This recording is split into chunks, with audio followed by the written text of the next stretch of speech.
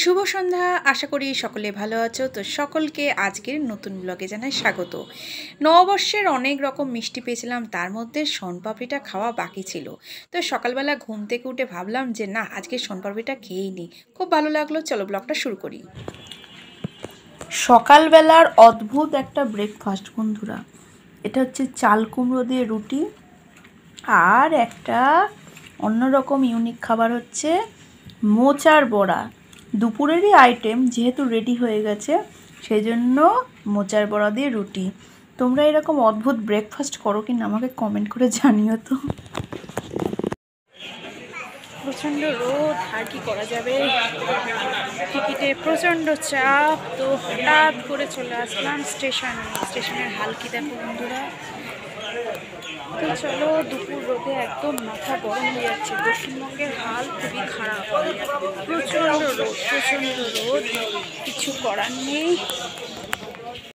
তো বন্ধুরা, স্টেশন থেকে বেরিয়ে টোটো ধরার জন্য দাঁড়িয়ে পড়লাম। তা দেখছি রাস্তা একদম গরমে আগুন।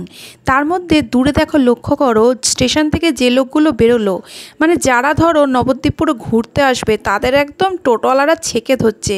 দিদি যাবেন, দাদা যাবেন করেই যাচ্ছে। এই দৃশ্যটা দেখছিলাম আর তোমাদের জন্য ক্যামেরাবন্দি করলাম। তো চারিদিকে একদম আগুনে পোড়া পোড়া হাল।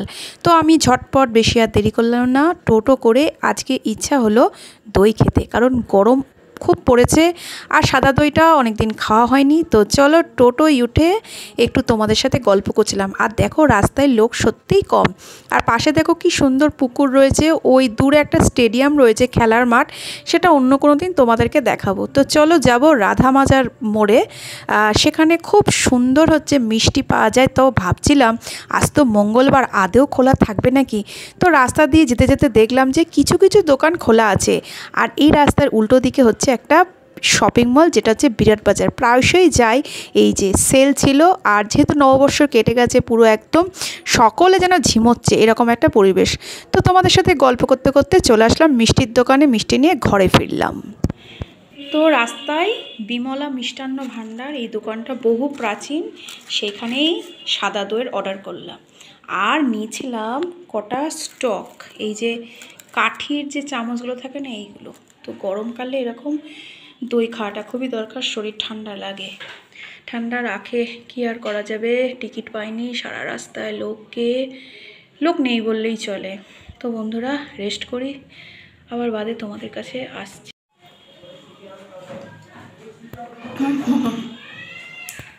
গরমের আর একটা আরাম হচ্ছে লেবুর শরবত। তো বন্ধুরা, রাস্তা থেকে হাঁপিয়ে ঘরে ঢুকলাম। আর গরমে চুলগুলো কি আর বলবো, মানে কেটে ফেললে ভালো হয়, কিন্তু ওই যে মেয়েদের চুল একটা বড় সৌন্দর্য, চুল রাখতেই হয়। তো সেই জন্য একদম টেনে টুনে, ভিজে চুল হলেই বা, শ্যাম্পু করেছি, চুলটা শুকায়নি, একদম মাথার ওপর টমের ওপর তুললাম। একটু ভেজা চুল শুকাতেও হবে, নাহলে আবার ঠান্ডা লাগবে। তো আজকের এই ছোট্ট ব্লগটা কেমন লাগলো জানিও, আর সকলে এইভাবে পাশে থেকে তত্তর করে আমার সাবস্ক্রাইবার বেড়ে যাচ্ছে, এটাও একটা বড় আনন্দে। তো বন্ধুরা, ভালো থেকো। আর সামনে আসছে কদিন পরে অক্ষয় তৃতীয়ার আগাম শুভেচ্ছা। আবার চলে যাব সেই উত্তরবঙ্গ, তারপর উত্তরবঙ্গে গিয়ে অনেক রকম নতুন নতুন ব্লগ আবার তোমাদেরকে উপহার দেবো। টাটা, বাই বাই, শুভ দুপুরের শুভেচ্ছা, কারণ এখনও গুড নাইট হয়নি, প্রচণ্ড রোদ। সকলে সাবধানে থেকো, ভালো থেকো, টাটা।